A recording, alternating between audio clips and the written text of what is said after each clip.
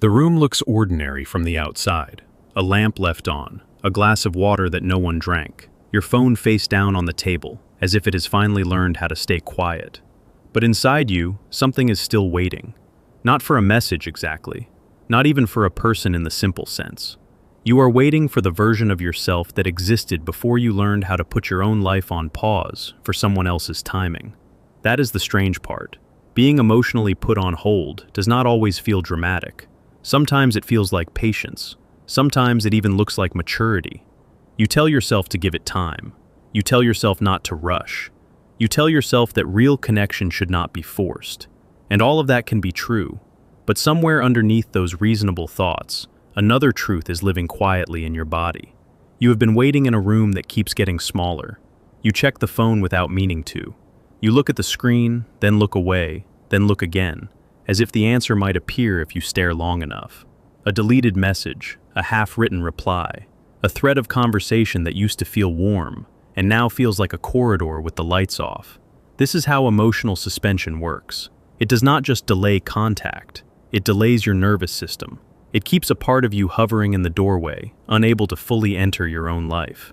And what makes it so painful is that you may not even be waiting for the actual person anymore. You may be waiting for the meaning you attach to them, the promise, the possibility, the image, the future your mind built in the silence between one reply and the next. This is where Carl Jung becomes important, because Jung understood something that modern language often misses. When a connection grips us too strongly, it is rarely only about the other person. Something in the unconscious has been touched. A projection has been activated. A complex has been stirred. And once that happens, the mind can begin to treat uncertainty like destiny. You start reading silence like scripture. You start interpreting a delayed response as a hidden message. You start believing that if you can just decode the pause correctly, you will finally understand what is happening.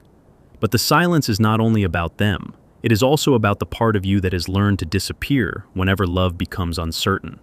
That is the deeper wound. For many women, being emotionally put on hold does not reopen a small sadness. It reopens an old pattern, the pattern of being almost chosen, almost prioritized, almost met, almost held. The pattern of being good enough to keep around, but not clear enough to be fully claimed. The pattern of waiting for someone else's readiness while neglecting your own. And if that sentence stings, it is because the body recognizes it before the mind does. There is a particular ache that lives in the chest when you have become accustomed to living in someone else's timing. You do not call it abandonment. That word feels too severe. You call it confusion. You call it mixed signals. You call it a busy season. You call it emotional complexity. But your body knows the difference between complexity and neglect. It knows when a door is half open because someone is undecided. It knows when you are being kept in suspension because it is convenient.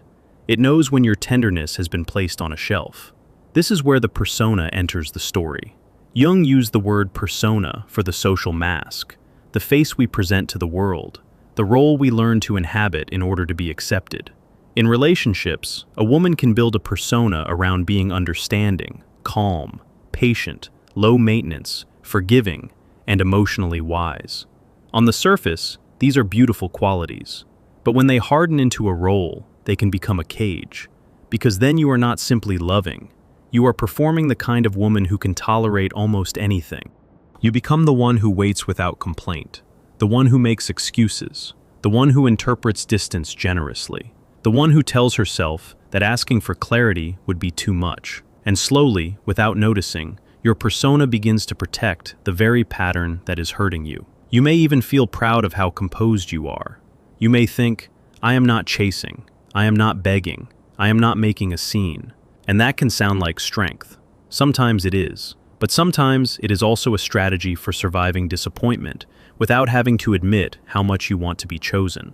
That is the paradox. Emotional suspension often hurts more when you are the one who appears calm on the outside, because nobody sees how much energy it takes to keep your dignity intact while your heart is still standing at the door. And here is the uncomfortable layer most people avoid. Being put on hold can become strangely familiar if your unconscious already knows this language. Not because you want pain, not because you are weak, but because the psyche tends to repeat what it has not yet understood. A complex is not just a memory. It is a charged emotional knot. It gets activated when present circumstances resemble an older wound. Suddenly, the adult woman in the room is no longer only responding to this man, this delay, this silence. She is also responding to every earlier experience of being made to wait for affection, attention, reassurance, or commitment. Maybe it began with a parent who was inconsistent. Maybe it began with love that came with conditions. Maybe it began with learning that being easy to love meant being endlessly patient. Maybe it began with the quiet belief that your needs should never interrupt someone else's comfort. You may not remember the first time, but your body remembers the feeling of standing outside your own life. So when someone puts you on hold emotionally, the wound is not just, why aren't they answering? The deeper question is, why does this feeling know me so well? That is where projection becomes dangerous.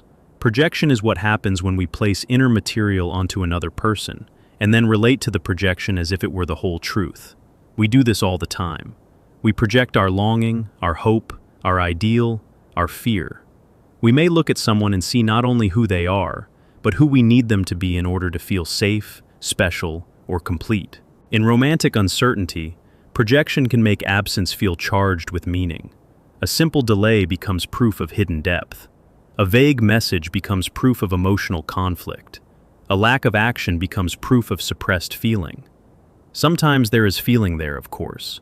Sometimes there is genuine ambivalence. But projection turns ambiguity into a stage where your unconscious keeps writing the script. And then you are no longer simply in a relationship dynamic. You are in an inner drama. This is why emotional hold can become so addictive. Not because the situation is healthy, but because the uncertainty feeds fantasy. The mind keeps reaching for resolution. The unconscious keeps trying to finish a story that was never clearly written. You may tell yourself, I just want clarity.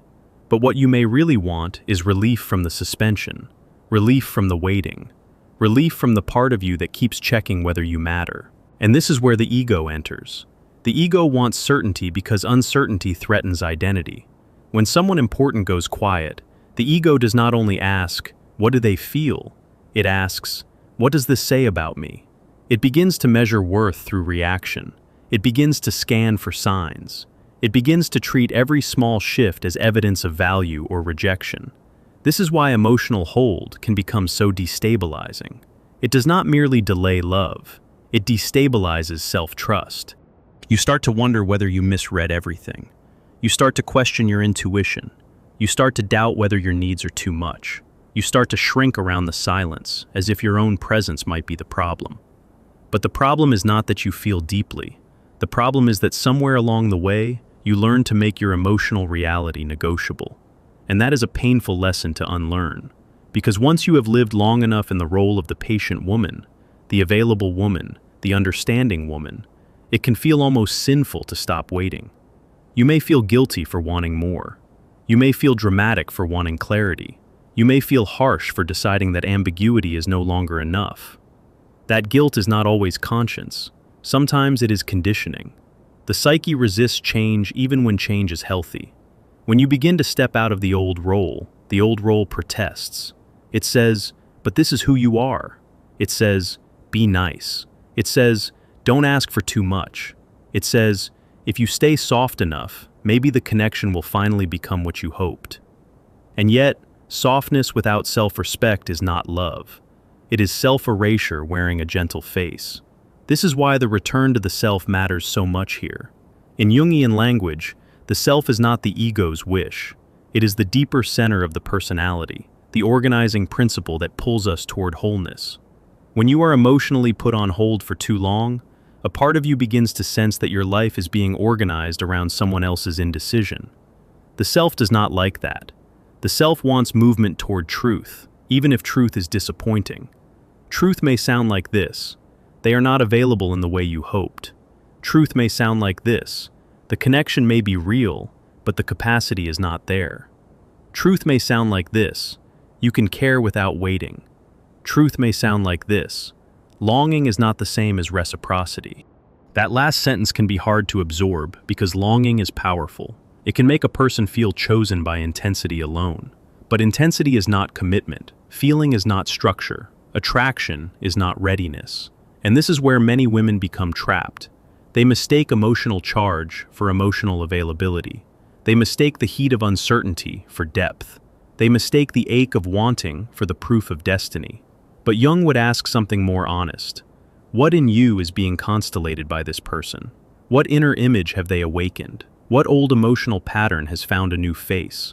Sometimes, the person who puts you on hold is not the real center of the story. They are the mirror that reveals how quickly you abandon yourself when love becomes vague. That is not an accusation, it is a revelation. Because once you see the pattern, you can stop making it mystical. You can stop treating every pause as a test from fate.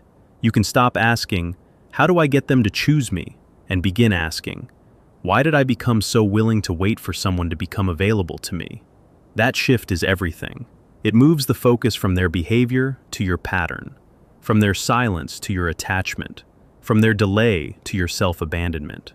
And that is where the real work begins. Not the work of becoming colder, not the work of pretending not to care, not the work of punishing anyone with distance. The work of recognizing that if your life is organized around waiting, then waiting has become a form of devotion, and devotion without mutuality slowly drains the soul. There is a moment many women know intimately. You are sitting in a quiet room, and you suddenly realize you have been holding your breath around a person who is not even present. Your shoulders are tense, your jaw is tight. Your phone is within reach like an object of worship and dread. You are not living your day, you are hovering over a possibility. That is the body telling the truth. The body often knows before the mind is willing to admit it. It knows when a dynamic is costing too much. It knows when hope has become a habit. It knows when tenderness has turned into a waiting room. And the waiting room is a strange place.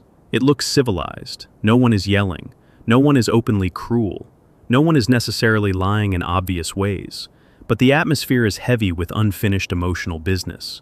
You are always almost leaving, almost letting go, almost moving on, almost becoming free. Yet something keeps pulling you back to the chair. That chair becomes symbolic. It is the empty chair in the corner of the room, the one you keep mentally reserving for someone who has not truly arrived, the one you glance at as if their presence might materialize if you remain loyal enough to the absence. But your life cannot be built around an empty chair. And here is the deeper truth. Sometimes the pain of being put on hold is not only about losing the person, it is about seeing how much of yourself you were willing to suspend in order to remain emotionally available to them. You postponed your peace. You postponed your clarity. You postponed your desire to ask direct questions. You postponed your right to say, "This is not enough for me." You postponed your own becoming. That is why the return to the self feels so sacred, because it is not simply a romantic adjustment. It is an act of psychological retrieval. You are gathering back the parts of you that were left in the hallway of someone else's uncertainty. And if that sounds dramatic, think about what emotional hold actually does. It keeps the psyche split. One part of you is trying to function. The other part is still waiting. One part says, move on. The other part says, maybe not yet. One part wants peace. The other part wants resolution. This split can exhaust you more than any clear ending ever could. A clear ending hurts, but it also gives structure. Unclear holding patterns are harder because they keep the wound open without offering a shape to grieve. This is why people can stay attached for so long to what is unresolved. The unconscious hates unfinished business. It keeps returning to what it cannot metabolize. And if you have been emotionally put on hold, your unconscious may be trying to solve the problem by repeating it, checking, replaying, imagining conversations, revisiting old texts, reconstructing tone, searching for hidden meanings in small gestures. The mind believes that if it can just understand enough, it will finally feel safe. But understanding alone is not enough if the pattern remains intact. At some point, the question changes. Not, what do they feel? Not, will they come back? Not, did I matter? The question becomes, what does my psyche do when it is asked to wait without certainty? And the answer to that question reveals a great deal. If your first response is panic, there may be an abandonment wound. If your first response is self-doubt, there may be a complex around worth. If your first response is overfunctioning, there may be a persona built around being easy to keep. If your first response is obsession, there may be projection. If your first response is numbness, there may be a shadow that has already learned disappointment too well. Shadow is not only the dark side we fear, It is also the emotional truth we refuse to own. The shadow of a woman who waits too long may include anger, need, bitterness, and the forbidden wish to stop being so understanding. She may have spent years identifying as the kind one, the calm one, the safe one, while her shadow carried all the unspoken resentment of being overlooked. And resentment, when ignored, does not disappear. It hardens. But if it is acknowledged honestly, it can become information. It can tell you where you have been too available. It can tell you where you have mistaken endurance for intimacy. It can tell you where your kindness has been recruited against you. That is why the return to the self is never just about moving on. It is about becoming internally honest enough to stop betraying your own experience. You do not need to hate the person who put you on hold to leave the waiting room. You do not need to prove they were wrong. You do not need to turn their uncertainty into a moral verdict. You only need to recognize that your life cannot remain in suspension just because someone else has not resolved themselves. This is where dignity begins. Dignity is not coldness. Dignity is not a performance of indifference. Dignity is the moment when your inner life stops negotiating with delay. It sounds like this: I do not need to keep my heart on standby to prove my depth. It sounds like this: I can care without remaining available to confusion. It sounds like this: I do not have to turn my longing into a home. It sounds like this: I will not keep calling waiting love when it is actually self-abandonment. And if those words feel hard, they are supposed to. Because the psyche does not release old attachments through comfort alone. It releases them through truth repeated gently enough that the body can finally accept it. Maybe you have noticed that when you stop chasing a person, something subtle changes inside you before anything changes outside you. The room feels different. Your breathing changes. The phone loses some of its power. The empty chair stops dominating the corner of your mind. You begin to hear your own thoughts again, and that can feel both peaceful and frightening. Peaceful because the noise is less. Frightening because now you can feel the grief you were outrunning. But grief is not a sign that you are going backward. It is often the first evidence that you are no longer anesthetizing yourself with hope. And here is another turn. Sometimes the grief is not only for the person, it is for the fantasy of who you were while waiting. The version of you who believed patience would eventually be rewarded. The version of you who thought being soft enough would keep love alive. The version of you who hoped that if you remained emotionally open, the other person would eventually meet you there. Let that version be grieved too. She was trying to protect you with the tools she had. She was not foolish. She was loyal to the idea of connection. But loyalty to an illusion is still a form of suffering. The return to the self asks something braver than waiting. It asks for discernment. It asks you to separate potential from reality. It asks you to distinguish between what is possible and what is present. It asks you to stop making a shrine out of ambiguity. This does not mean you become hard. It means you become clear. And clarity is one of the most loving things you can give yourself. If this names something you have never been able to say out loud, write a single sentence for yourself.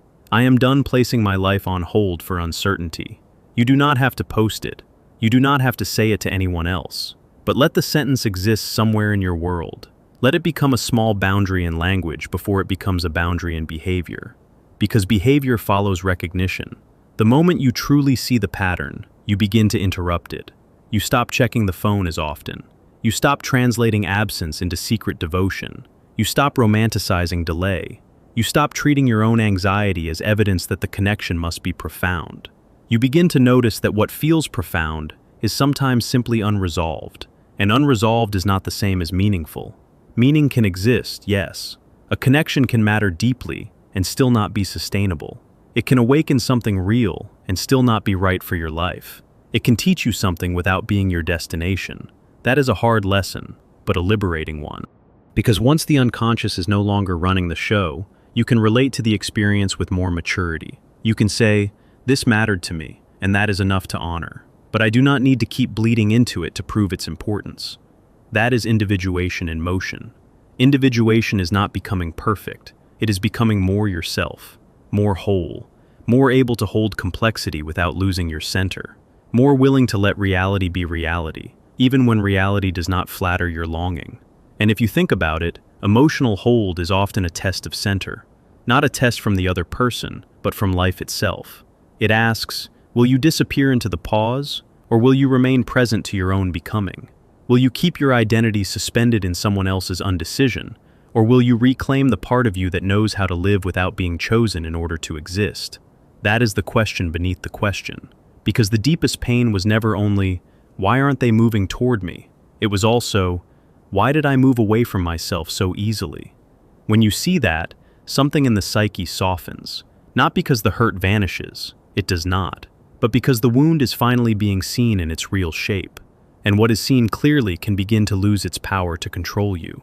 This is why the return to the self often feels quiet rather than dramatic. It is not always a grand exit. Sometimes it is a small, almost invisible act, not checking the phone first thing in the morning, not rereading the last message for hidden meaning, not building your day around a possibility, not making your peace dependent on someone else's readiness. Sometimes it is simply standing up from the chair, that chair in the waiting room, the one you have been sitting in for too long, the one that looked temporary but became a habit, the one that held your hope, your tension, your imagination, your postponed life. Stand up from it, even if only inside yourself. Feel what happens in the body when you do. There may be grief, there may be relief, there may be a sudden wave of loneliness, because the waiting itself had become a companion. But there is also a deeper breath waiting on the other side of that moment. The breath of a woman who is no longer organizing her worth around someone else's delay. The breath of a person who can love without disappearing. The breath of a psyche that is slowly, steadily returning home. And home, in Jungian terms, is not the fantasy of perfect reciprocity. Home is the place inside you where truth does not need to be negotiated, where your feelings are real even when they are inconvenient, where your boundaries are not punishments, where your no is not cruelty, where your yes is not a plea. If they return to a woman who no longer lives in the hallway. If they do not return, she is still not lost. She has already begun to gather herself. That is the real return, not the return of the person, the return of the self. And perhaps that is what this silence was trying to teach all along. Not how to wait better, not how to hope harder, but how to hear the part of you that cannot thrive while being emotionally shelved. The phone can remain quiet, the room can remain still, the message can remain unsent, but you do not have to remain on hold. You can let the silence be what it is, and then, very quietly, you can choose yourself again.